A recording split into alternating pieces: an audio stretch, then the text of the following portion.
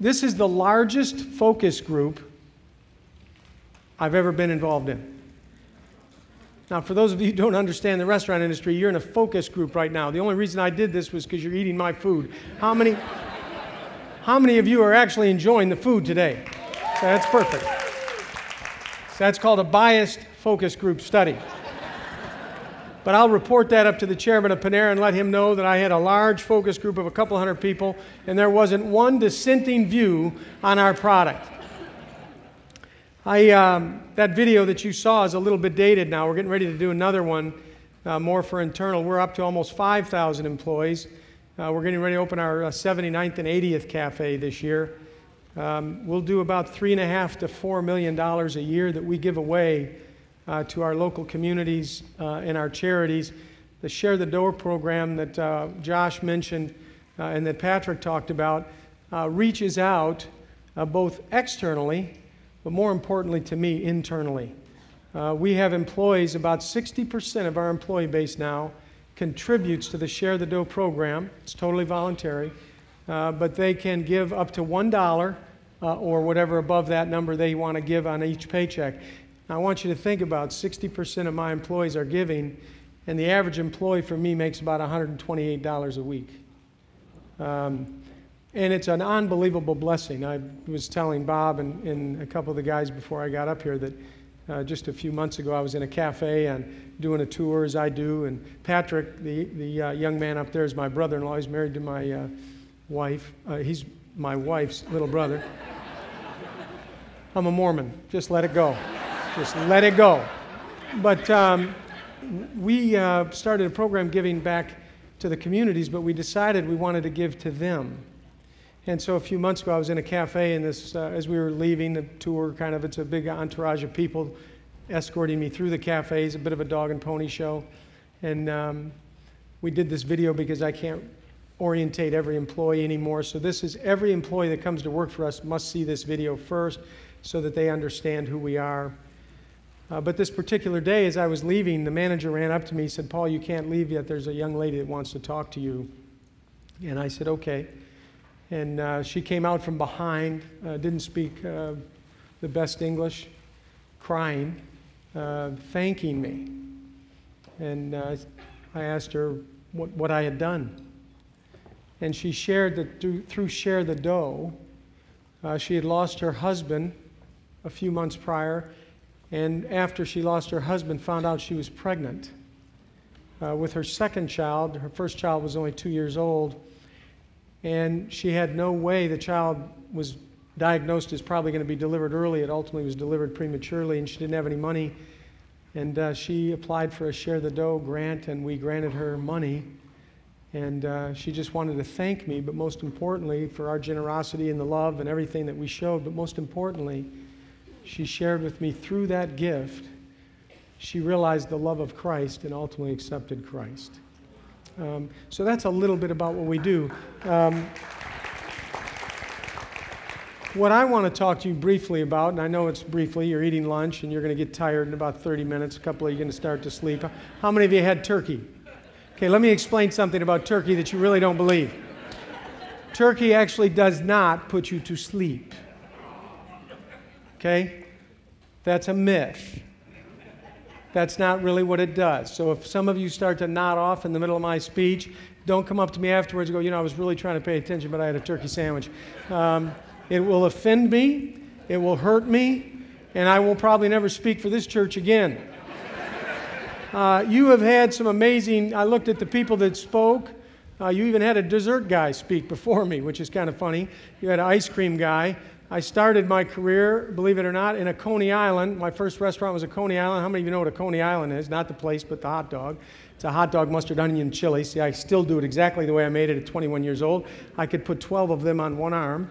And then my second place was an ice cream parlor with a big arcade back in the very early 80s when arcades were considered, how many of you remember the movie 76 Trombones Music Man? Well, arcades were bad. And I happened to build one, and I was bad. I was a bad guy in the community. But you've had some pretty amazing speakers. You've had, Bill, you had Howie Hendrick's son. I mean, that's pretty amazing, right? You've had some amazing theologians. I walked in, they all got books to sell and stuff. I don't sell anything. I don't have a book. So at the end of this, don't come up to me and say, hey, where do I get your book? I don't have any books.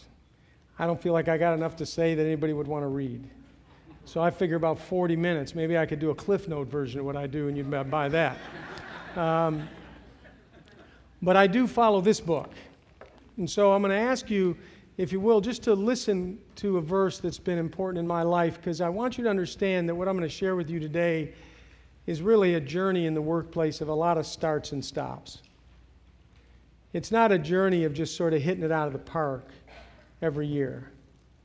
It's a journey where God really had to get my attention because I was living my life for myself.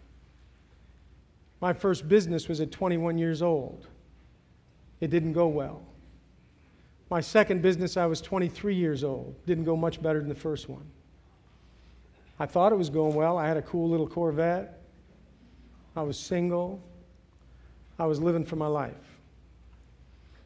I was just in Michigan yesterday, and I came back because I knew I had to do this. And Monday, my pastor called me, and he said, I can't remember why you're not with us on the marriage retreat. You usually speak at the marriage retreat. I said, well, no, I'm speaking at Emmanuel Faith. Oh, yeah, he knew exactly where I was and what I was doing. He said, well, you're going to be home, right? I said, well, I'm not with you in Hawaii, am I? And he said, well, could you teach for me this weekend? I said, well, I'll pray about it. My life is about starts and stops. Even at almost 60 years old, I'll be 60 next year, I still don't get it right. I said, well, I'll look at it. Where are you in Scripture? He said, well, I'm in Mark 8:34. If you don't know that verse, pretty easy one. We all know it. If anyone chooses or desires to come after me, let him deny himself. Picked up the phone. I called Bob. I said, be happy to teach for you. So I've had to learn over my career the importance of Christ in the totality of my life. We go to a lot of places around the country where I'm asked to come and speak to integrating faith in the workplace. I don't know what that looks like. I don't know what that means. My job is to is to put my work in my faith, because my faith is everything to me. My tent making is just what God happens to have me do. But this verse particularly is what I live by and what God has shown me over the course of time. 2 Thessalonians 3:3 and James 1:22. I'll read them both to you. 2 Thessalonians 3:3 says, but the Lord is faithful. He will guard you and protect you from the evil one. I want you to think about that as I share with you this afternoon, because I don't always believe He's faithful. I don't always believe He's going to protect me. And the second verse, which is the verse that really is, in my mind, the companion to my walk, is 1 James 1:22. But be doers of the word and not hearers only, deceiving yourself. For if anyone is a hearer of the word and not a doer, he is like a man observing himself, natural face in a mirror. He observes himself, goes away, and immediately forgets what kind of man he is. We will spend about 60 to 70 hours a week in the workplace. And ladies, let me tell you, this is the first Faith in the Workplace I've done where women are actually in the room. So hats off to this church to put you in here.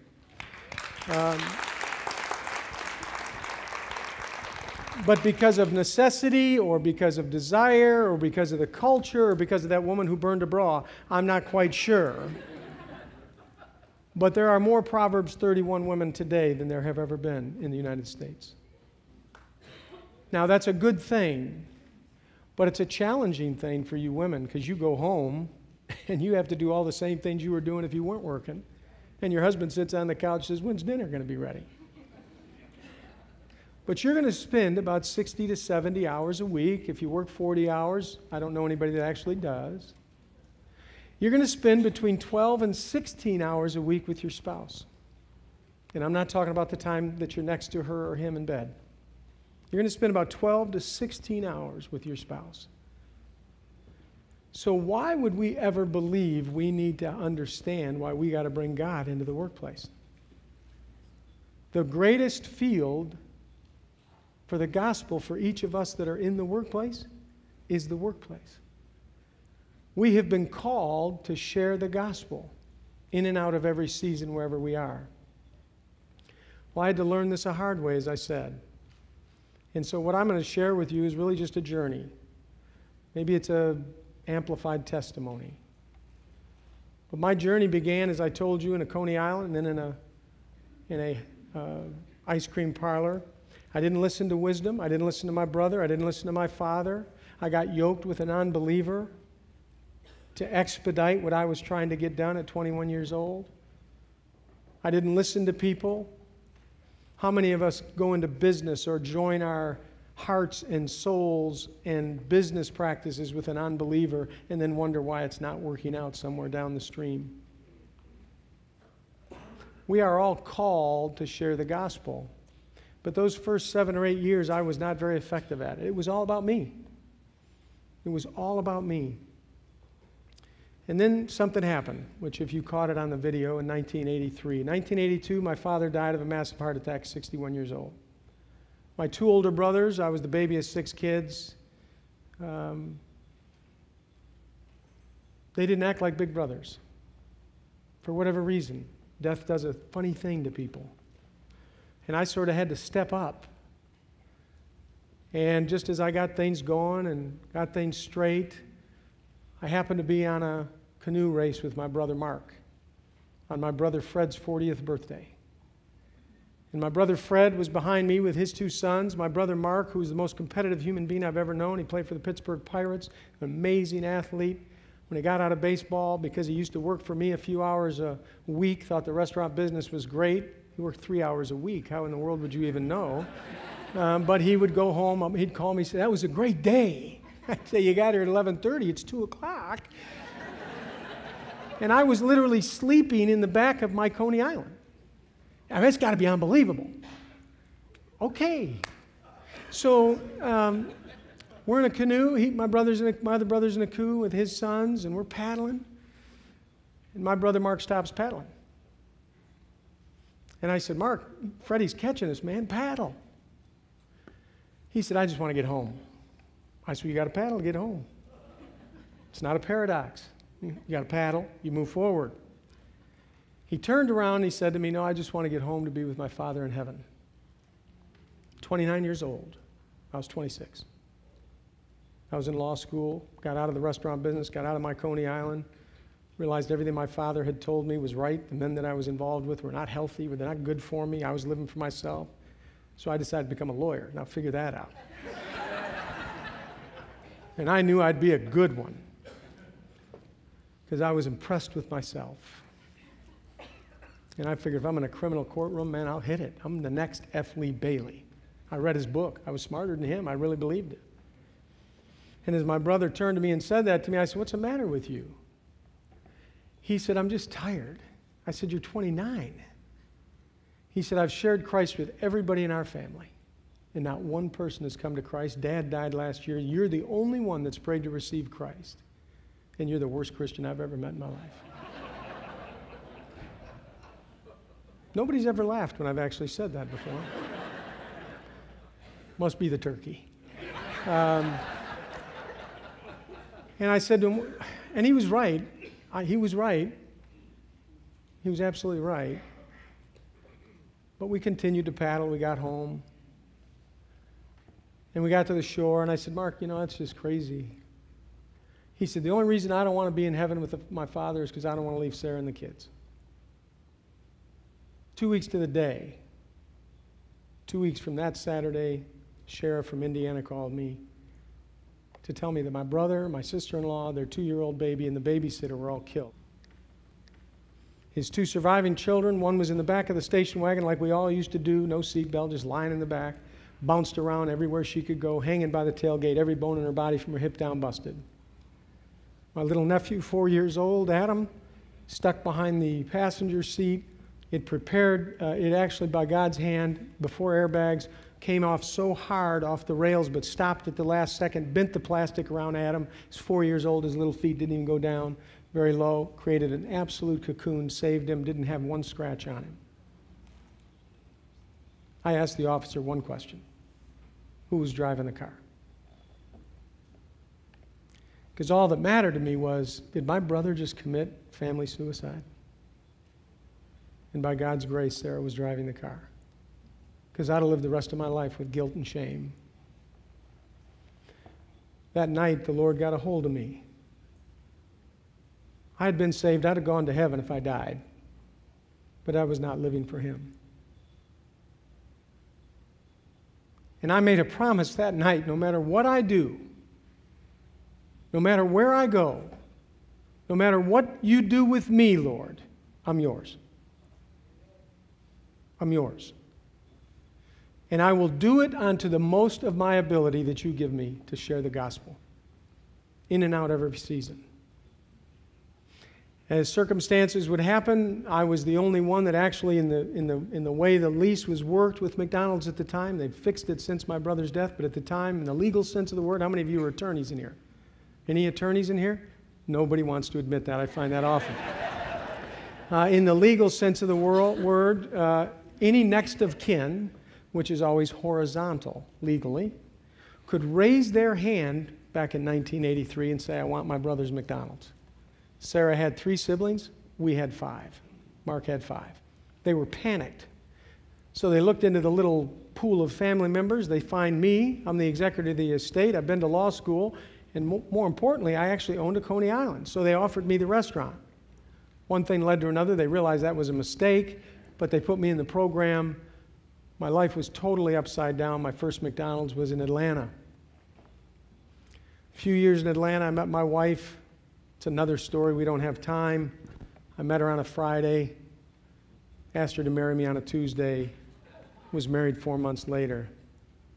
Because that night that I was broken, the Lord said to me about something in my own life, because the worst Christian that I was, that my brother viewed in my life, I didn't drink, I didn't smoke, I never did drugs. He was referencing my sexual behavior.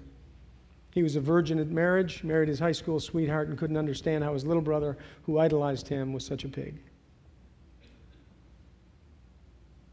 And I really believed I could never be married. Believed I couldn't. And so when I met Diane, because the Lord had said to me that night, you will know when you meet her, you will never cheat on her. So why did I have to date her very long? I was married, boom, done. The Lord tells you something, you don't do it, shame on you, right? She wasn't a Christian, oh my gosh, you mission dating fool, right? Sent her home that night, I said, look, you asked me a lot of questions, read the first chapter of John, I'll try to answer any question I can for you the next day. Take you out to this wedding, blah, blah, blah, blah, blah. She got up the next day, I picked her up, she read the whole book of John, she had 60 questions for me. I could answer about 4 of them, I pretended I answered them all. We were married, we were in Atlanta, had McDonald's, ultimately moved those McDonald's, sold, went to Albuquerque. Trying to live my life out in faith in McDonald's Corporation is not easy. I'm a franchisee. But God started opening opportunities for me. And I started to understand that verse, but I was weak in that verse. If you're faithful, He'll guard you, He'll protect you, He'll keep you from the evil one. Yet in the midst of that, I had the opportunity through the church I was involved with in Albuquerque, Skip Heitzig, dear friend of mine. There was this young guy coming to town. He'd never left Southern California before to preach, and he was kind of a surf kid, hippie kid, sort of like Skip, kids I really didn't like, but God put us together. And he came from Southern California to do a festival, a crusade. His name was Greg Laurie. So I said to Skip, Skip, how do you promote this guy? I'm a promoter. I'm a carny at heart. My first restaurant was a hot dog stand. I mean, think about me, okay? You had theologians up here. You got a hot dog guy up here. You know, he's got books. I don't read, okay? So I said, Skip, how do you promote this guy? He said, what do you mean? We tell the church. We got a big church. I said, so you tell the church to come listen to him preach. Yeah. Do you not see something wrong with that? What about the people that don't know Jesus? How do you tell them? Well, we just use our radio station. I said it's a Christian radio station. You know, they're pastors. God bless them. But, you know. They hit about 22, 23 years old. They couldn't figure out what really they were going to do. They heard God, and they became pastors. Oh, so they're not attorneys. You're all pastors in the room. So he said, well, I don't know. What do you think? I said, well, I own 6 McDonald's. I see, on average, about 7,500 people a day. Why don't we take all my tray liners and all my bag stuffers and tell people about Greg Laurie coming? Can you do that? I don't know. Let's just do it. It's not mine. It's God's business. It's not mine. So we did it. About the second weekend, we'd given out about 40,000 of these things. Apparently somebody didn't like the Big Mac and the proselytization. I have no idea. But they called McDonald's. A couple days later, apparently, I got an email, or a letter. It wasn't an email then. And it was a cease and desist order that if I didn't stop doing that, they would take away my franchise. Skip found out about it, called me up in his office, felt like I was being summoned by the principal. He announced it in the pulpit. If Paul Saber's here tonight, could he please come up? So I went up. He said, I got Greg Laurie on the phone. I'd never met Greg. Greg said, Paul, I don't want you to do this. I said, what do you have to do with what I'm doing? This isn't about you. This is about the Lord. Not your businesses, and they're not my businesses, and they're surely not McDonald's businesses. So I kept doing it. I got 2 more letters and a phone call. They said, Paul, if you don't stop. And they were sensitive to me because of what happened to my brother. We have to take away your license. I calculated it out. I figured by the time they started the legal proceedings, Greg would already have been gone. So I kept going. Greg came to town. Now let me tell you how faithful God is. 2 years later, another guy came to town. Southern boy. Pride of his father, sometimes. And he was stretching his crusade world out a little bit. And I was asked to be the chairman of the festival, and Franklin Graham came to town. I owned 13 McDonald's at the time. I said, I got an idea. He said, well, can you do that? I said, absolutely not. But they're not my restaurants. Your job is not your job. Your cubicle's not your cubicle. The broom you push isn't your broom. If you're the CEO, you're not in charge of anything that God didn't allow you to be in charge of. And He didn't ask you to be in charge of it so you would ultimately have to learn how to treat people like Bill just talked to us about. He told us how to do that in Mark 8:34. Deny yourself. Don't be ashamed of me.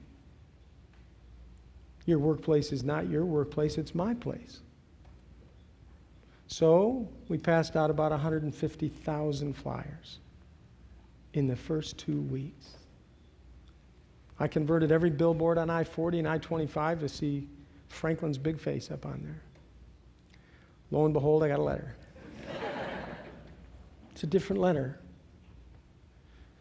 Bob Boydie, the attorney, said, we want to arrange a conference call. Would you mind getting on the call? I said, oh, this is elevated a little bit. Who am I getting on the phone with? Well, getting on the phone with a few of the guys in the senior leadership. Okay. Ed Rinsey, president of the company, a few others. I get on the phone, they ask me, how much is this costing you to do this? I said, I don't know. Probably $50,000 or $60,000 when it's all said and done.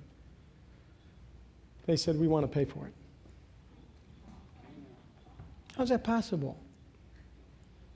When we are faithful, He is faithful. But my life is still about starts and stops. Even though God has shown me these things, I'm weak. My flesh is strong. That which I chose to give up at birth of the new birth, I keep trying to take it back. After all, I own 13 McDonald's right now. And I step into leadership and I run for office and end up at the national level. And a guy comes to me and says, you know, we like you. It's like Congress, really. It's like a McDonald's. It looks just like Congress. It's 80 guys that go up there and they're reading the USA Today while everybody's talking. And then they vote the way they want to vote anyway. It was a very, very cantankerous, antagonistic group. I got up there, it didn't seem right to me. I got noticed pretty quick because we were doing videos. How many remember when McDonald's did videos? Anybody remember we used to sell videos? We were the largest distributor of videos in the world. You didn't know that. One of the movies we did was Wayne's World. And I wouldn't do it because Magic Johnson had put a PSA on the front of Wayne's World that talked about putting a condom on. He had just been diagnosed with AIDS. So I got noticed a little bit, started to feel good about myself. Even though God had shown up with Franklin and Greg, even though God had blessed my businesses, I felt like I was doing good things for my people. I was fair. I was living for Christ. Was I doing all I could do? So a friend of mine, a dear mentor of mine, came to me and he said, we'd like you to run for the national chair. I said, Harry, I'd be the youngest national chair that's ever been in McDonald's. It's not likely I'm going to win. It's a lot of time. I have 2 small kids. How am I going to manage all this? Well, we've decided we want you to run. So Diane and I prayed about it. And as we were praying about it and agreed to do it, 3 other men were running against me, all much more qualified than me. We made a commitment that if we would do this, and if some wild chance God would bless me and win, because I was running on a change mentality. No more antagonism. No more USA Today's in your face to show your disenfranchised view of the company. We're going to be a different company. We're going to be a different franchise group. But more importantly, Diane and I prayed that if I'm going to do this, and I'm going to be away from my 2 small children, that I would only do it for His glory. And if I would win, then it would be truly because of Him. And so I ran and had to run around the country for 8 months campaigning. And in the midst of our decision to do this, we both agreed that if I did it, that I would start every meeting in prayer. Now, at the time, Jack Greenberg and Alan Feldman were the head of McDonald's. These were not Christian guys, if you just heard what I said. Greenberg, Feldman. Okay? And lo and behold, I won. I won. The day of my inaugurational speech in front of about 10,000 people, I'm excited about it. I'm rejoicing about it. Diane couldn't come because our daughter was little, and so she was praying for me as she is today, and she was back home in Albuquerque. I was up in Chicago, and I got on my knees and prayed that morning, and as I was praying, how many of you remember the clocks in the hotels that flipped? Floom, floom. And as I was praying, I heard distinctly the Lord say to me, today is not the day to begin in prayer. And as I heard the Lord say that to me, the clock flipped, 7:11. I'll never forget as long as I live. Well, Lord, you wanted me to pray. Not today. Don't want you to pray. So about 7:40, I'm getting out of the shower, and Diane called me, just getting up in Albuquerque and praying for me. And she said, how are you doing? I said, I'm doing great. Are you nervous? I said, no, I don't get nervous speaking in front of people. No, I don't mean that. Are you nervous about praying? I said, oh, it's amazing you asked that. Because the Lord put it on my heart that today is not the day to pray. My discerning wife said, that's interesting. He didn't put it on my heart. I said, that's why you're the weaker vessel, honey.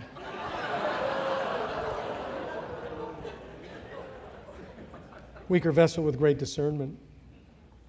So she said, well, I mean, if that's what you think. I said, oh, no, I know it. I heard the Lord just like I heard about you. Oh. So I got dressed, walked out. About 8 o'clock, I'm headed up to the hall, and and a gentleman's walking towards me, a gentleman that was a very dear friend of mine from McDonald's, Ray Mines, big African-American guy, very dark, lots of white teeth, always smiling. Always smiling. If you saw Ray, you got happy. Couldn't help but be happy. And as he's walking towards me, he's not smiling. He's not Ray. His countenance is not the same. And as he walked up to me, I could tell he was sad. I said, "Hey, Ray, I'm the one speaking." He said, "I know, I just feel so bad for you." Did they revote? I mean, what happened? He said, "No." He said, "I found out this morning that Harry died." The gentleman that asked me to run and encouraged me because he felt my Christian values were needed, died. I said, "Well, Ray, I mean, how did you find out?" He said, "At 7:11 this morning, he died." See, I was ashamed of God. I became fearful. I started to believe that my election was my ability. You are called to be in the workplace for one reason. It is not to profit. It is not to make money. That is just your tent business. You are there 120% to share the love of Christ. That's it. That's the only reason you are placed in the workplace. Pastors can't do what you do. Their job is to equip us. Their job is to encourage us so that we go out into the fields and share the love of Christ with those who are lost. I looked at Ray. I said, "Ray," he said, "Paul, I feel so bad. I don't even know how you were going to start this meeting." I said, "Ray, I know how to start the meeting." I walked into the hall. Everybody rose, applauded me. I felt terrible. Not because Harry had died. Harry was 79 years old. He'd lived a good life, loved the Lord. He was in heaven. I felt terrible for what a wretch I was, what a coward I was. The commitment I made to God, I start and stop. I was a hearer, not a doer. I didn't trust him when he said, "If you're faithful to me, nothing can hurt you." Nothing. As all the people were standing in the hall, I said, "Before you sit down, I have an announcement to make." Told them about Harry, and I said, "If you will allow me, as I will do from this point forward," which turned out to be 6 years, hundreds of meetings a year, I said, "I'm going to start this meeting with a word of prayer." And I boldly shared Jesus Christ at the end of the prayer. 6 years later, when my vice chairman, Mark Brownstein, was taking over for me, sitting around at my now going away party, commented to Jack Greenberg and Alan Feldman, "Guys, aren't you glad Paul's tenure's coming to an end?" He'd had a couple glasses of wine. I guess he started to feel a little bit emboldened. Jack said, "No. Paul's done an amazing thing. We're collaborative. We're working together." And Mark said, "Oh, no, I know that. We've all been a part of that. I'm talking about his leadership style." Alan said, "What do you mean?" "I'm sitting right there." But they've all had wine, so it's kind of ridiculous for me to weigh in. So I just listened. And Mark said, "Well, you know how he starts and concludes every meeting." And Jack said, "You mean in prayer?" He's the chairman of the company. $47 billion company. He said, "Well, not just the way he starts and stops it, but how he stops it, how he ends it." And Alan said, "You mean in Jesus' name?" And Mark, proud like a peacock, thinking he's got two Jewish friends on his side, said, "Exactly. He's going to be the incoming chair." And Jack said, "Well, you know what I've learned from Paul, Mark? We all need a little Jesus every day. When we are faithful, the Lord is faithful. Jump ahead to Panera. Another season, another start. We open up in Southern California. I hadn't signed the contract yet. I think I'm okay, right? I got about 10 minutes if I'm on target, right? You're going to do this if I'm ready to be done, right? I'm never going to speak again if you do that. So, I get to Panera. Chairman of the board, Ron Shaich. I don't know if you guys know much about names, but that would be a Jewish name as well. They got a monopoly on the company. I'm not in the business. I don't know. He and I become very close in a very brief period of time. I haven't signed the deal yet to take Southern California, or actually San Diego. Diane and I are looking at a house in Rancho Santa Fe. We don't know Rancho Santa Fe from Encinitas, from anywhere. We pick a school and a church. And the town happened to be Rancho Santa Fe. And as we're walking in the house, the phone rings, and it's Ron. And he's a typical CEO. He's in control, he's strong, he's charismatic, he's an amazing, amazing man. But I could tell something was wrong.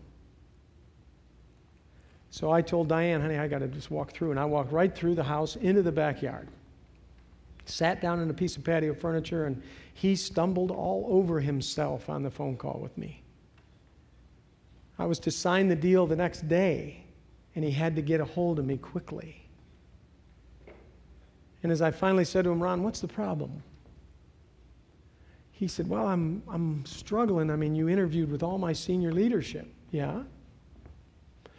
Well, I mean, it was interesting. I mean, every one of them said at the end of the meeting with you that all you talked about was Jesus Christ. Now, God has done some pretty amazing things in my life. He's allowed me to be at the feet of Billy Graham. Go figure that out. I've got to work with men like Greg Laurie. It's not because of me. Well, I happened to be in Time Magazine and Newsweek about who I was as a restaurateur. So I said to Ron, Ron, did you want me to talk to them about my expertise? All you had to do was read Newsweek. I thought the interview was to get to know me. If you're going to get to know me, you have to know my Lord. Well, I mean, how are you going to manage people? I said, Ron, I was running the U.S. company for McDonald's. We had 16,000 restaurants. I didn't run around proselytizing people. We showed the love of Christ to people that made our company better. You should be calling me to encourage me and excited you're getting me, because you're never going to worry about me suing you. You're never going to worry about me hurting people. You're never going to worry about me doing anything unethical, not because of me, because my flesh would do all of that in spades, but because the King I serve won't allow it. Amen. Oh, okay. Signed the deal the next day. Year later, our first cafe, do you know where it was? Escondido. We get ready to open the cafe. Patrick, my wife's little brother, I won't make that mistake twice. My wife's little brother calls me in a sweat. Hey, boss, he sounded like Ron Shaich a year earlier. He said, we got a problem. I said, what's the problem? He said, you know that plaque you want to put up about your brother and about Jesus Christ in John 6:32 through 6:35 in every restaurant? They're not letting us put it up. I said, that plaque's been up for 17 years at McDonald's. And when Mike Quinlan, the president of McDonald's, came in and looked at it and said, why is this up? I was 28 years old. My brother had been dead 14 months. Silhouette of my brother, memorializing him and his faith in Jesus Christ and my commitment to the excellence of Christ. And Mike Quinlan looked at me and said, get it down. I said, if it goes down, I go out. He'd never had a 27, 26-year-old kid talk to him like that in his life. I think it shocked him so much, he said, okay, leave it there. I don't care, whatever. And now Panera's telling me no before I even get started. I said, well, Patrick, it's just why do we got to have them do it? Well, everything in the restaurant's got to be approved by the franchisor. I said, the heck with that. Put it up. Get it made here in town. Somebody in Escondido. Maybe one of you made it for me. We put it up. They came into the restaurant the first couple months. They said, we told you couldn't put that up. I said, no, you told me you wouldn't produce it. I produced it. Well, you can't have it up. If I can't have it up, I'm not opening any more restaurants because it'll be up in every restaurant I do. Now jump ahead. Panera now honors us every year as the company that treats their employees better than anybody in the Panera system. We have more Bible studies taking place in our dining rooms every day. It's not because of me. It's because of the Lord. You have a choice. Every one of you have a choice leaving today. You can leave the way you came into this conference, with some strategies, with some smart theology, with some good ideas, or you can just leave with one thought. He who is faithful will be guarded from anything evil. Well, Paul, you don't understand where I work. I don't own my own business. I don't own my own business. Well, you don't understand. My boss is a real blah, blah, blah, blah, blah. Well, I'm not telling you to run around bang people over the head with the Bible. But I'm telling you, everything about you should shout Christ at the workplace. Your workplace is a microcosm of society. You have people around you every day that are going through divorce, chemotherapy, emotional distress, mental fatigue, anger management classes, financial gripped, every day. Those people are around you. God put you right in the middle of them for one reason. Not to encourage them and put your arm around them like a good Christian. I can't tell you how many Christian men I counsel that don't share their faith in the workplace. And I know it because later I find out where they work and people meet with me and I go, he's a friend of mine. He goes to my church. Oh, I didn't know he was a Christian. Yours is not to encourage him like society encourages. Hey, you can do it. You'll get through this. There's nothing I could have told my mother when I flew home to Detroit to tell her when she got home from teaching 11 months after my dad died. There was nothing I could tell her to get her through. Mom, Marky's dead. Sarah's dead. Emily's dead. Except, Mom, you need to come to Jesus Christ. Because through that death, I could never have understood Romans 8. I could never have understood all things work to the good for those who love the Lord. Couldn't have understood it then. And if you told me it then, I'd have listened. 35 years later, every member of my family, including my 97-year-old grandmother, and every member of Patrick's family, my wife Diane's family, strong Irish Catholics, every one of them have put on Christ as their Savior. Through the ministry of one 29-year-old who cared enough about this cruddy Christian. You're working in a microcosm of people broken. Your job in the workplace isn't to make sure you get all those keystrokes done right.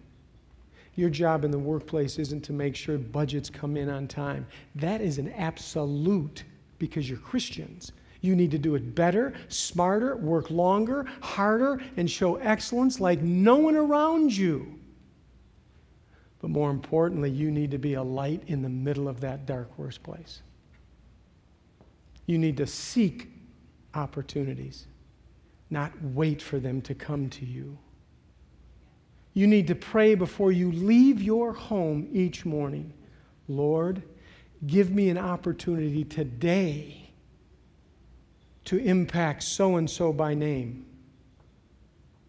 Let me change my workplace by showing your light. Let me be, if it's the only beacon of light for you in my workplace, because you're faithful and you will protect me from the evil one. And more importantly, ladies and gentlemen, what you will find is all of a sudden, like a moth to a flame, others will come to you. They'll encourage you. I'm a believer too. Well, you know, so-and-so's struggling. Let's go pray with her. Well, pray. I don't know if we're allowed to pray. He who is in you is greater who roams this earth. Well, what if I lose my job? Because you prayed? I'm going to conclude with one last story. I've had the opportunity to travel all over the world with Franklin. I've seen horrific things you can't imagine. 3 months ago, I was in Iraq, up in the area of the Yazidi people. I saw things you can't imagine. People that are willing to die for Jesus Christ every day. A year and a half ago, I was in the Sudan, Nuba Mountain area. Terrible area. I met a young man, about 35 years old, looks 70. Pastor of a large church for the Nuba Mountains, 112 people. God-fearing, on-fire Christians, and this little young pastor pouring his life into them every day. A couple days earlier, the militants rode through the Nuba area where he was. Took him, his wife, and his 3 daughters out of the church. Shut the church's door. Asked him to do one thing. Deny Christ. One thing. Deny Christ. His workplace. It's where he worked every day. All he's got to do is deny Christ. Start over. They leave town, you do it all. Whatever. No, I won't do that. They lit the church on fire. 112 people burned to death. Now will you deny Christ? No. Took his little 30-year-old wife. Raped her multiple times. Will you deny Christ? Killed her. Took his 12-year-old and his 7-year-old daughter and did the exact same thing. He did not deny Christ. Yet that man has more joy, has more upbeat spirit than most of us do every day, because the workplace beats us down. Because, you know, you don't understand how hard it is to be a Christian in the workplace. Take up your cross. That's not the spouse you're married to. It's not some burden of illness. Taking up your cross, as John MacArthur says, the day you put on Christ was the day you began a death march, that you now identify with the Savior who was crucified. Take up your cross. You're going to be persecuted. You're going to be told at the workplace you can't do that. You're going to be told leave Jesus somewhere else. It's only Jesus that can change the workplace. Amen? God bless you.